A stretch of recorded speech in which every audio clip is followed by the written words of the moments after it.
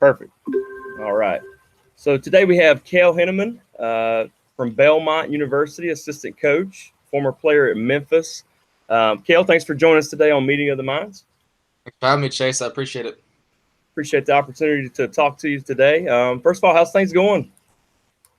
They're good. Just trying to stay busy, giving a lot of lessons right now, and I've actually been busy throughout this whole thing because I got some FaceTime lessons going on, got some lessons in person, and I'm just trying to read a lot of books right now because they have time to do it, where I usually don't have a ton of time with everything going on. So it's Right. been kind of better myself and make some money while I'm at it. So No doubt about it. It's always good to get that green, right?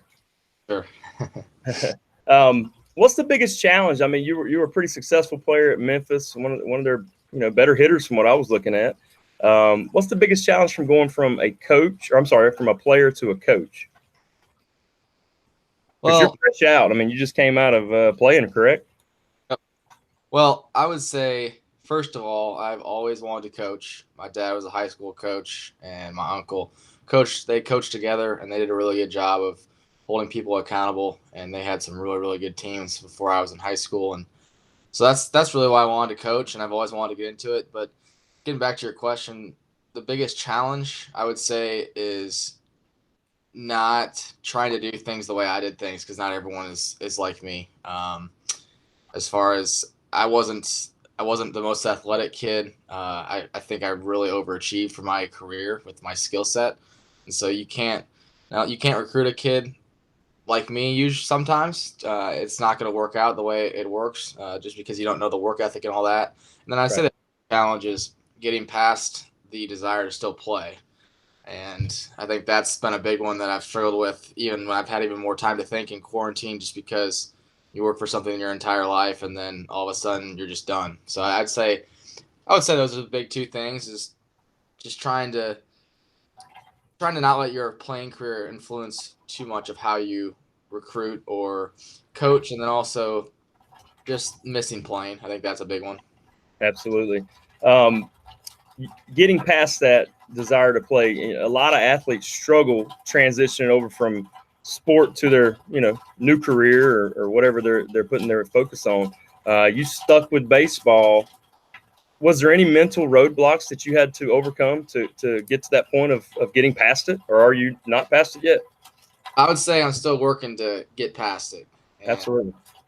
there's some things that it's hard for me to come to peace with. Where I've talked to some people that have helped me out. One of my former coaches has helped me quite a bit, and my senior year didn't go as well as I thought. My junior year was better, and so that's one of the things that I guess I would say I regret not having a great senior year as far as individually. But then again, I was just talking to one of my coaches, and they said you can't let one year define how you think of your whole playing career. And so I would say just I'm still trying to find peace with it and um, think about the good memories more than the bad ones. And I think just trying to understand that your purpose is no longer to play anymore, and it's now to help people get better. And trying to see that I'm going to be able to impact more people as a coach than I will when I was able to do as a player. So yes, I'm going to miss that, and um, but I can't ever do it again, and I need to move on to help people. And I do enjoy coaching. It's just whenever there's time to think, sometimes you miss playing. So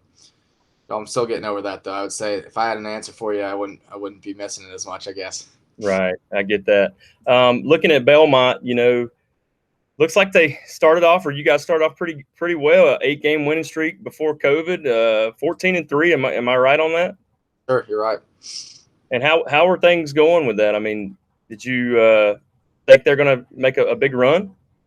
I think we had really good chemistry as a team. I don't know if you saw, we had 5 walk-off wins in 14 games, which is nuts. Might never be a part of that again, as far as the amount of times we won late in games and came back. And I think someone was asking me about how that was possible, and I think it all starts with our head coach, Dave Jarvis. He does a great job of remaining calm no matter what. If we're up 5, down 5. I mean, there was a game this year, I remember, it was the 7th inning, we're down 3-0. We haven't really played well, haven't swung it very well, and I remember him in the back of the dugout just saying calmly, "Hey guys, just stick to the approach and we're going to win the game." And we ended up coming back and winning and walking it off. And I think it all starts with him and the mindset he has and how calm he is. But then obviously it's the players. The players are coming through and getting it done. But his calmness has allowed them to go out and do what they do. So I would say, yeah, we had something special going, and kind of frustrating that it all got cut off because we really knew how to win. But it is what it is. So Right. Can't really do much about it. I saw Vandy was coming up. I think you had 2 or 3 more games, and there would be Vandy. It would have been a big stretch. Talk to me about how you guys broke it to your team. Were you able to meet them all to tell them the season was going to be over? How was that? Things like that. that was a text message on our GroupMe app.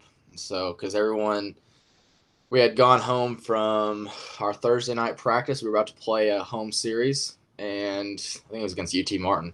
And so I think we all found out we were all at home and got the text. And at that point, they didn't want anyone to meet if they didn't have to. And so it was just a text. And then we've had a few Zoom calls since. But yeah, I mean, I haven't seen any of our players since this all happened, which is kind of crazy. So yeah, that sucks. And you said a couple Zoom calls. Is that all you guys have been doing to connect with your athletes? yeah, Zoom calls, texts, just trying to see how they're doing and make sure they got stuff to do and right. places to work out, whatever. So, is there anybody that you know of that's really struggling with this right now? I think there's a few guys that struggled. I think we're struggling with the academic part, not necessarily with their work, but just doing it with all the free time, and you have to do it instead of going to class. I think some guys struggle with that part, and I probably would have too if I was still going to school, because you have all this time. You just need to be self-disciplined and sit down and get it done, which is way easier said than done. So I think that'd be the part where people struggled. No doubt about it. Being a coach myself, that's the biggest thing that I was seeing with my students was just the structure, wasn't there for them. They didn't know how to make their own schedule. But once they figured it out, it's a beautiful thing because you can make your own schedule. Talking to you earlier, you said you've been reading, you're doing things to make yourself better. Did you guys as a program encourage that for your athletes or give them a workout program or anything like that? We've been in contact and just kind of telling them for each position group, all right, here's what you guys can do to make sure we're ready to go for next year.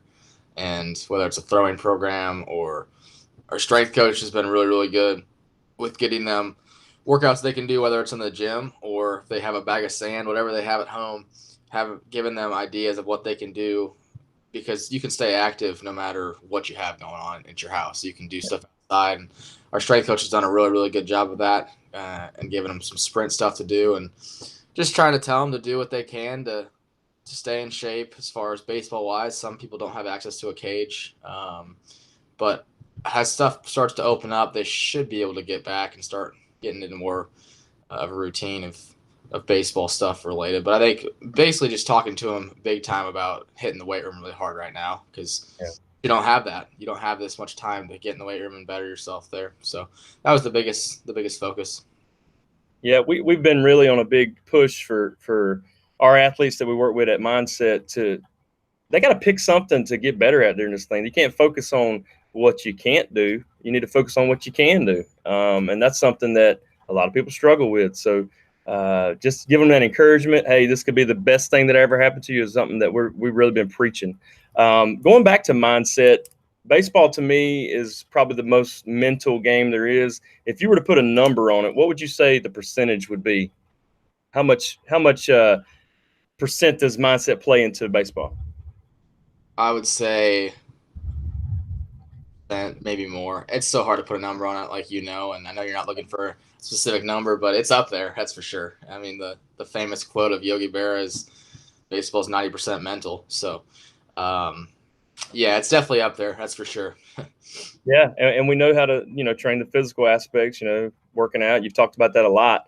Is there anything that you do at Belmont or that you did at Memphis that helped with that, training that process, that mental approach? So at Belmont, be honest, we didn't do very much with the mental game to work on it specifically last year. And just to keep in mind, that was my first year there and just got out of college. I wanted to come in and see how they did things, because they've had a successful program there. And I mean, I made a few suggestions of different things, but you don't want to come in and try to change 10 different things. And so I didn't really talk about the mental game much. But with that being said, we have talked about doing some things this next year, and there's a few things, and I'm hoping to implement. And meditation is one of them, because how many times have you heard a coach say, "Hey, take a deep breath out there," and we don't know why are we taking a deep breath, how are we taking a deep breath, what's that supposed to do for us, and I think I won't get too deep into meditation, but I think everyone that's familiar with meditation knows that that's going to help you become present with each breath and really look inwards when there's a big situation. So if there's 10,000 fans screaming at you and you're able to take a deep breath and get back to the calm with your breath, then you're going to be ready to perform as opposed to letting the world just spin on you. And so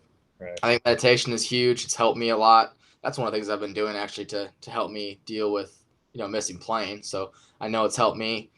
And then the other two things go hand in hand, and it's having a process that's well defined and then a routine along with that. And so I've gotten a lot of this stuff from Alan Jagger. He's really good in the mental game. And so as a process, just having a process consists of three things. So for me, mine would be, so a deep breath always starts it, and then you have or an intention. It can be either one. So for me, I was an intention guy. I didn't really look anywhere. Some guys will look at the foul pole, like Evan Longoria. He would look at the foul pole before every at bat. For me, it was just see the ball. And then the last thing is a commitment, or you're attacking something. And so mine was, again, a thought of just hit the ball hard. And so that's how simple it is. And it's different for every player. You can't say, hey, this is your process. Like, you have to have them define that. Give them an outline, but have them define it. And so for me, before I got in the box, it was a deep breath, see the ball, and hit the ball hard. Those are the last two things I was thinking before I got in the box. And then you go. And so, like Alan Jagger says, if you stick to that, then the results are black and white. You either did your process or you didn't. And all the drama, whether there's 10,000 fans screaming at you or your girlfriend or some scouts are in the stands, none of that matters if you stick to your process. And then off of that, routines, having an on-deck routine, a routine when you walk to the plate, a routine before you get into the box. And this applies in the field too. But having all those things whenever you're in a big situation with 2 outs in the ninth inning, it's the same thing as walking up to the plate in the first inning, because your routine and process is the exact same. Yeah, the bat might have a little bigger stakes, but if you do your routine and process, you're in the exact same mindset that you are whenever you're in the first inning and you're relaxed and calm. So sorry that was a long answer, but that's I'm gonna try to implement next year. That's beautiful. And you hit on like 5 things I want to talk about. First of all, the process. Did you have a process when you were a player in like high school? Let's go back a little bit, early days of playing. So I didn't really think about it though. Right. So I was kind of trying to think about, before we did this thing, about when I started really getting into the mental game. And when I was in junior high, I would say 6th and 7th grade, middle school, I would get pretty upset when I would play. I was pretty emotional. And my dad gave me the mental game of baseball by Harvey Dorfman. So that's when I first started getting into it. And so by the time I was a senior, I was better at, relaxing and having a process. But really by the end of my senior year in college, junior and senior year, I was actually, my teammates would make fun of me because I would get upset at the umpire. And I would think I was really mad, and they'd be like, "Dude, you didn't even look like you were mad." And so that's the thing where I was just really calm as a player. And I think it just helped my dad introducing it to me in 6th or 7th grade. And in high school, didn't really have a process. I don't think. I just kind of went up there, and I would focus one bat at a time, because I used to take at bats with me. If I had a bad at bat in the first inning, I would take it with me the next time, or make an error in the field. You take it with you. But I got better as I went on and practiced it, and just because I made an error here doesn't mean I have to have it affect this at bat there. So I would say, to answer your question, in high school, I would say I had one, but I didn't really know what I was doing. I didn't really, this is why I'm doing it. Whereas in college, I had one and I knew it was a process, if that makes sense. So yeah, I love that. That's great stuff. As far as what we do, we give you that process. I think the difficult part with athletes is trying to figure it out. Like if you would have had a process in high school compared to, your collegiate playing days, do you feel like you may have, made it pro, maybe your ultimate goal? I think I would have been a better player in high school for sure. There's always, I'm sure everyone does this. They look back and say, why would I get that mad at lining out in high school? Why am I getting that mad? Because in college, I mean, you hit a ball hard, then you've won. The pitcher knows that you've won, even if you get out. And so, Right. I would say it wouldn't have hurt. That's for sure. It would have been nice to have some of the mental capacity I had in college when I was in high school. So yeah, I think for high school players, really getting into the mental game and realizing how important that is just huge. And so you guys are doing a great job of trying to teach people what's important and giving them a process of why, and how. That's good. I mean, Jacob Casper is a Duke wrestler, and he said, you guys are like the cheat code. I didn't have this. I had to explore my own stuff when I was in, high school and college, but you kind of lay it out perfectly for you. And it may not work exactly the way we put it out, but at least now you've got that idea and that concept of a reset button. You talked about maybe you strike out and you took it to the field. You got to reset yourself, or the ball's going to find you and you're going to make another mistake. Would you agree with that? 100% would agree. Yep. And there's so many guys. I've had some teammates that are very emotional, and one thing happens leads to another thing. And I think this is not like most people. I think I'm kind of weird for this, but I would almost enjoy when an umpire would make a bad call or something bad would happen, because a lot of people would freak out. And I enjoyed, while everyone else in the dugouts screaming, I was totally calm and I didn't let it affect me. Because why? It's like in high school, I would let that really affect me. But why would I let one call that I can't control affect the rest of my at bat? And so I would kind of take it as a challenge, like, okay, he gets that call, but I can still win the at bat. And so look at it that way and just compete your butt off. I think that's the biggest thing. And trying to come through when things don't go your way, because things aren't going to go your way. It's a baseball. There's humans involved, and there's going to be bad calls. There's going to be some bad luck, but just overcome that. You don't need everything to go well for you to do well. Right. And that's beautiful, because sport teaches you that virtue of life. I mean, people are going to make mistakes and you're going to have to live with it. And it might not be your mistake, but your whole organization, your whole company is going to maybe suffer from it. Being able to battle that and reset from it is very important, especially in life. You talked about things you can control. And in baseball, that's it's hard to think about. But what are some things in baseball that you can control? You say can, C-A-N? Yes, sir. Making sure. Well, I would say one of them is your process. Did you stick to your process, your routine? Did you do your routine? And then if we're talking hitting wise, did you hit the ball hard? If you hit the ball hard, then you won. All right, that's a Steve Springer quote. You hit the ball hard, you win. He's a big he's on Twitter, big mental game hitting guy. He's really good. And like batting average, you can't control your batting average. So, yes, hitting the ball hard is going to make you have a higher batting average because it's harder to field the ball when you hit the ball at a higher exit velocity. But controlling how hard you hit the ball and how many barrels, that's one thing you can really control.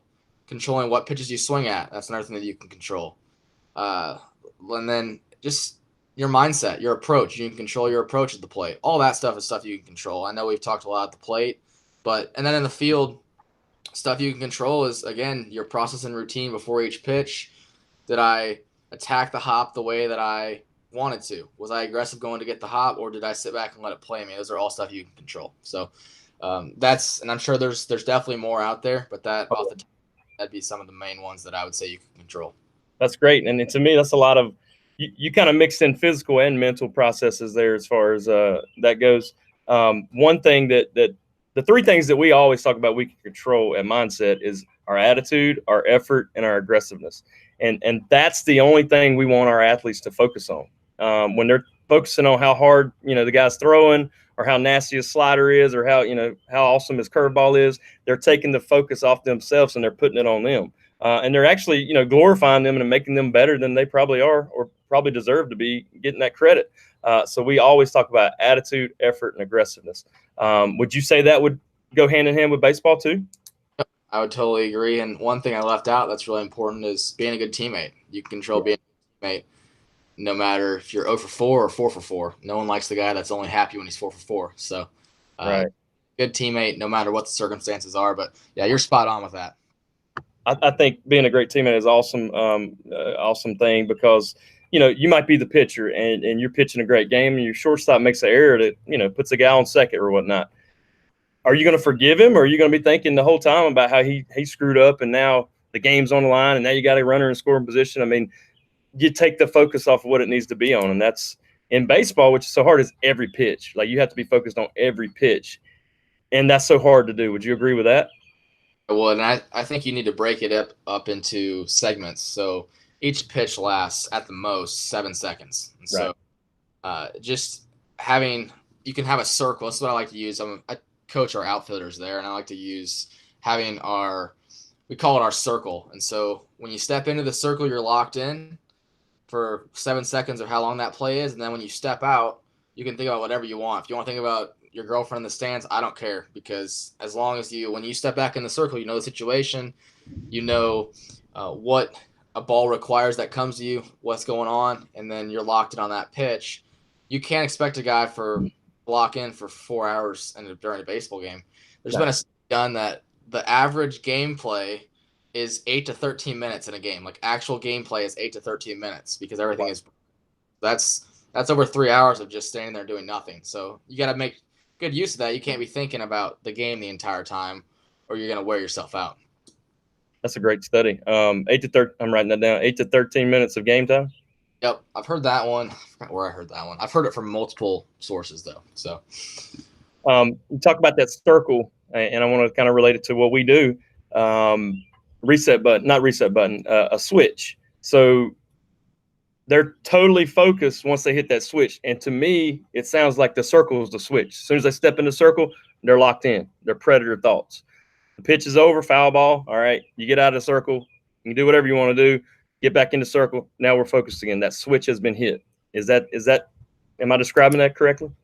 You're exactly right. And then I have guys our outfitters, I'd have them work on that during drills and practice. So when they step up for their rep, they're in their circle. And so I think you got to practice that in practice. So when you get in the game, it's not the first time you're doing it. So there's no doubt about that. And one of our we sell this series, by itself, the pre-game routine or the pre-play routine. It's just our pre-routine. It could be BP, it could be defense, it could be in between pitches.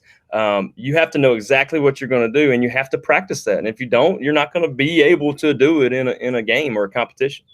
Yep, exactly. You're exactly right, Chase. As far as goals go, do you guys talk about goals at Belmont? Yeah, we do. We talk about individual goals, and one thing I'm going to do better is, so we've talked about it, but I definitely want to start writing stuff down. And that's one of the things that during the Zoom call, I've already kind of said to guys, hey, start thinking about what your goals are individually and then as a team. And then your work ethic needs to match those goals. If you say you want to win a regional and you're taking 3 days off in a week, then that doesn't really match what your goal is. And I think that's one thing I need to do better at, is having our guys write them down. And that's actually one thing I'm going to do this year, is at the beginning having, and especially the outfielders, because that's the group that I coach, and having them write their goals, and then we can go from there. And if a guy isn't going hard in practice, I can say, hey, you said your goal is to win a regional. That's not a regional effort right there. And so then you can hold it that way. So I think that's important as well. So you're holding them accountable by their own words. Exactly. That's great. And yes, you need to have them write it down. It's very important to write it down. I always say this: there's power in the pen. There's something that your brain registers differently once you write things down. And when you go to sleep at night and you start meditating or visualizing, your brain starts figuring out how to make these things possible. I can't explain it, but it just happens. So it's good to go out. I think in highly successful people, 7 Habits, he talks about doing 100 goals and just writing them down and just see how many you can knock off. It's pretty amazing and remarkable, the things that you can accomplish once you're focused. Sure. Yep. And then Denzel said this: a goal without a plan is just a wish. So what kind of plan are you going to help your guys with once they give you their goals? Like, where do you go from there once they give them to you? Because they give them to you and it's written down. I mean, is that it? Or are you going to actually start working on an action plan with them? Yeah, I think once they have them written down and they give them to you, I think you got to have a meeting individually with the guys and whether that be 5 minutes of the time before practice you don't have to take, because class schedules are tough, and if 5 minutes of talking about, hey, this is what you need to do to get there, or okay, this is your effort, this is what I expect from you every day. But yeah, I think you're 100% right. You need to. Every athlete likes that. I would have loved that as an athlete of, okay, these are my goals, and then someone tells me, okay, here's what you're going to do to get there, because you're the athlete, have your coaches help you out with that. And so I think that's really good. So yeah, you're right. We need to, once we have them write their goals down, then we need to talk to them about this is how you get there, whatever their goal may be. So absolutely.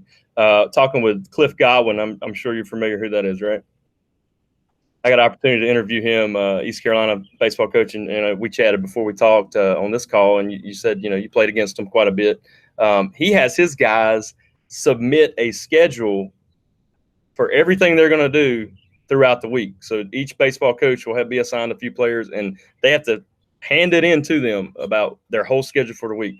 Is that something you think would help an athlete out?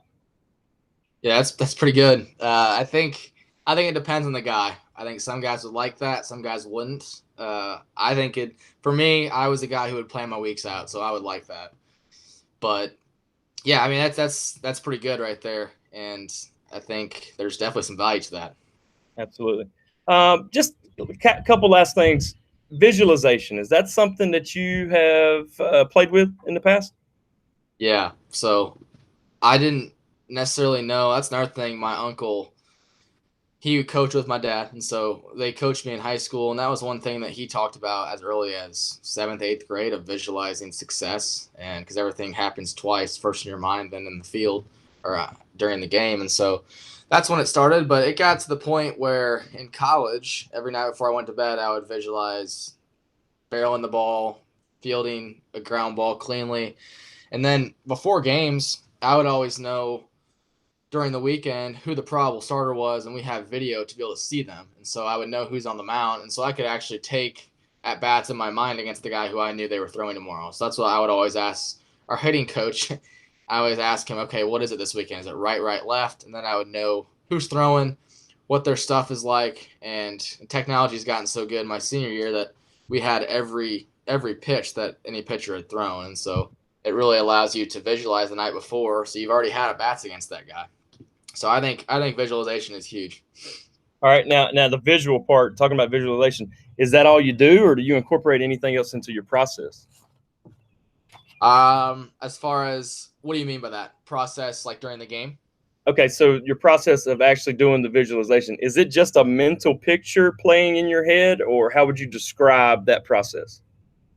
I think you can do both. There's been times where I've done visualization, and usually I try to relax first. I don't just sit down and say, I kind of relax, and then there's been times where I'm from my view as a player, and there's other times where I feel like I'm watching myself, and I think it just depends on what you're comfortable with. But I mean, it would get down to literally walking up to the plate, hearing your walk-up song, and walking to the plate, and practicing that in your head and enjoying that. That was one of my favorite parts of playing, is walking up to the plate, just because it's everyone looking at you, and you get to walk up there, walk with confidence. I think that's the biggest thing, and I even practice that in my head. So you can do all kinds of stuff in your head, visualization wise, and I think that all starts with getting back to what we talked about first, is meditation and controlling your breath before you can even visualize. And so I think if I'm working with guys about meditation, we probably wouldn't visualize until 2 or 3 weeks at least. Right. Get our breath down first and be able to relax, and then you can go to visualize. So right, you definitely have to relax the body, and so you can have that focus, and you're going to hear stuff, you're going to get twitches, you're going to get itches that are going to try to distract you, but you can control those things. What I heard was, I kind of prompted you, you said visualization, and everybody's thinking just seeing it, but you did say I hear the music coming out. Like, you actually hear that in your head. Am I right? Yes, sir. Yep.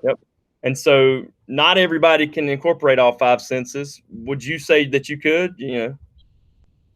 Some are easier than others. I would say you could do pretty much all 5 senses. It's been a while since I visualized myself playing baseball, so I guess I'd have to think about that one. But right. I think I mean, especially if you've been in situations where you've played in front of a lot of fans, I think it's easy to kind of get that same feeling in your head. Right.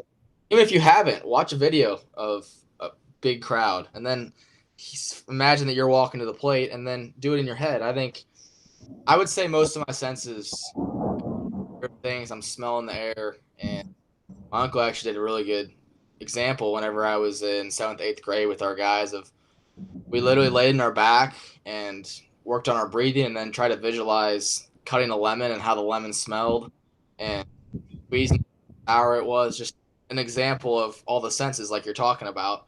And I still remember that one to this day. So Yeah, that's funny. It makes it more vivid for sure when you can do it. Not everybody can do all five senses right away. I think that's a learned and a practice skill for sure. But I do feel like every individual has one or two superpowers that they can really focus on when they do visualization. It sometimes you can taste it. I mean, you can taste, I don't know, the sweat on your lips from playing real hard in a humid environment, or maybe you can taste the peanuts or the sunflower seeds. Like you want to make it as real as possible in these situations, right? exactly. And one thing I would add is it's not always easy. It's not like it's Oh, easy to go into your to brain and do that. I've had times where I've gotten frustrated because I can't visualize what I'm wanting to visualize. And so you can't get super frustrated. You can either take a breath and come back to it or you can just try again. I mean, there's times where I spent several minutes trying to visualize me hitting a ball to this part of the field and I couldn't do it. And it was tough for me to do.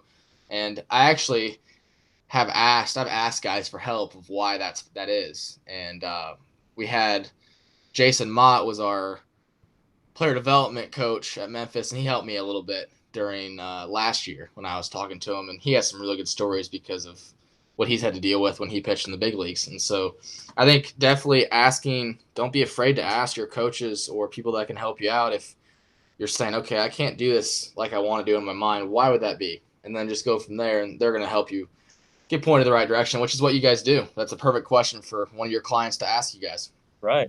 But just I want to touch on what you just said about what you couldn't do. Um, did you struggle physically producing that action that you couldn't produce in your head?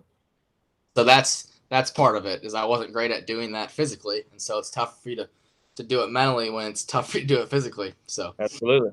And it's way easier said than done, right? Like you can say it all day, but then actually apply it and do it is very difficult.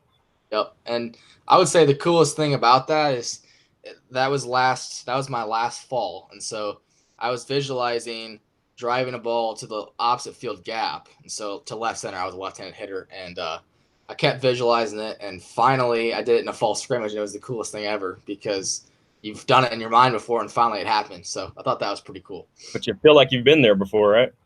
Yeah, it did. So That's awesome. So wrapping up here, give me a couple of positive things about the Corona that you're ready to get back with your team, or just talk about some goals you may have whenever all this is said and done. I think it's allowed for a positive individually. It's allowed me to really take a step back and realize some things about myself that whenever I'm always doing a billion different things, there's all these distractions, and you don't think about, okay, I miss playing. This is affecting me this way, and so I think it's allowed me to look internally, things, read. I'm still like 24, so I've actually been home with my family. Stay here with my two brothers, and I've been training them, and so it's gonna allow me to become a lot closer with my family. And one of my best friends is still here. He actually just left to go. He got called and he's in the air guard. He went up to Chicago to help out there, but it's allowed me to really get closer to my family, and I would never have been able to spend this time with them if this wouldn't have happened. So obviously, this has been a bad thing for a lot of families with people dying, but I think you got to look at the positive of everything, and it makes you want to get back with your team, and so when we get back from it, I think it's gonna allow people to not take for granted the fact that we get to play baseball because it got taken away from us. And so I think those are some of the positive things, and everyone's gonna have different positives, and it affects every family differently. Right. And I would totally understand if a lot of people didn't like this because of what has happened to their family. So I totally get that. But for me, I haven't really been personally affected by it. And so there's been some positive things that have come out that I've had to take out of it. Well, where yes, I would love to be potentially playing in a regional right now with our team if that would have happened, but I'm not. So I'm trying to look at the positive things that have come out of it. So hopefully that answered the question. Yeah, absolutely. We're hoping everybody's hungry and like I've been, I guess I'm gonna say preaching, even though I'm not preaching. Make the coronavirus the best thing that's ever happened to you. You can't sit back and think about everybody that's sick or what you lost out on. Maybe you lost out on your senior year. There's so many bad stories out there, but for as many bad stories that are out there, there's also really good stories out there of people that have really overcame and really worked hard to set themselves up for when the time comes to get back to whatever we want to call normal, right? Yep, you're exactly right. If you sit here and do nothing and don't make yourself better, you're not going to come out as well as someone who did do stuff to make themselves better. So you're exactly right, Chase. Absolutely. All right, toughest question of the day, and we'll get out. Where do you see Cale Hennemann at in 10, let's say 20 years? What's he going to be doing? 20 years. Well, are we talking this? If we're talking this specific time, I'm in a regional somewhere coaching. I don't know where I am, but I would say I'm at a place coaching, and I would say I probably have a family at that point. And yeah, that's a good question. That's tough, but I definitely be coaching, whether that's a head coach somewhere or it's going to be a recruiting coordinator, whatever that is. That would be my goal. And 20 years old. Wow, that's crazy. I was going to ask you, were you going to be the guy making the lineup out or not? And you don't know, so that's cool. I mean, you see yourself coaching. You just don't know if you're going to be the head guy. Would you want to be the head guy?